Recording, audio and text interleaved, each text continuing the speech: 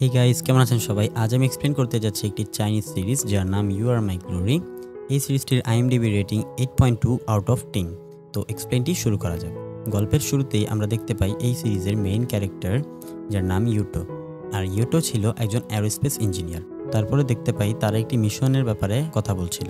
তারপরে scene shift হয়। আমাদের এই গল্পের ফিমেল ক্যারেক্টারকে দেখানো হয় যার নাম জিং। আর জিং ছিল একজন অ্যাক্ট্রেস। এরপরে জিং তার কারের ভিতরে ছিল। তখন জিংয়ের ম্যানেজার এবং তার অ্যাসিস্ট্যান্ট তারা দুজনে একটি নিউজ দেখতে পায়, যেখানে জিংয়ের একজন ক্লাস ফ্রেন্ড বলছিল যে আমরা যখন হাই স্কুলে পড়তাম তখন জিং আমাদের ক্লাসের একজন টপার বয়কে প্রপোজ করেছিল, কিন্তু সে তাকে খুব বাজেভাবে রিজেক্ট করে দিয়েছিল, কারণ জিং দেখতে তখন এতটাও বেশি সুন্দর ছিল না। এই নিউজটি দেখার পরে জিংয়ের ম্যানেজার আর অ্যাসিস্ট্যান্টের মনে হতে থাকে এই মেয়েটি অবশ্যই মিথ্যে কথা বলছে, কিন্তু জিং তাদেরকে অবাক করে দিয়ে বলে যে এটা মিথ্যে নয়, সত্যি আমাকে রিজেক্ট করেছিল।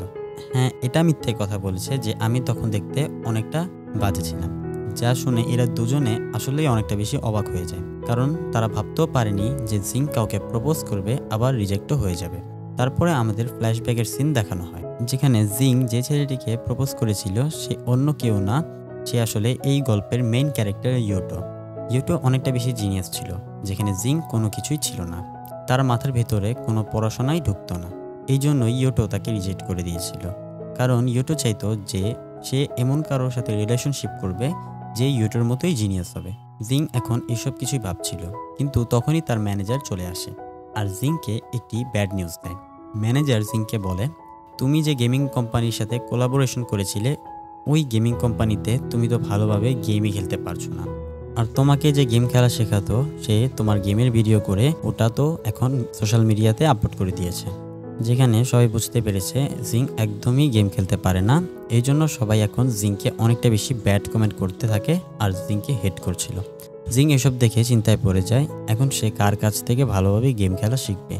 সে তো গেম খেলতেই পারে না। তার ম্যানেজার তাকে বলে কোনো চিন্তা করতে না, গেম খেলা শেখানোর জন্য সে তাকে একজনের কাছে নিয়ে যাবে।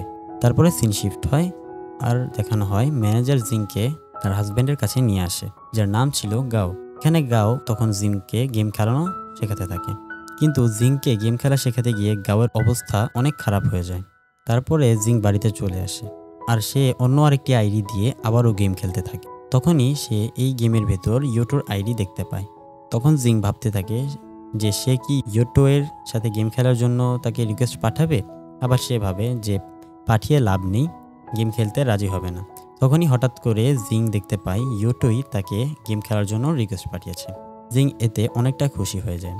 জিং এবং ইউটো এই দুইজনের সাথে আরও কয়েকজন ছেলে ছিল।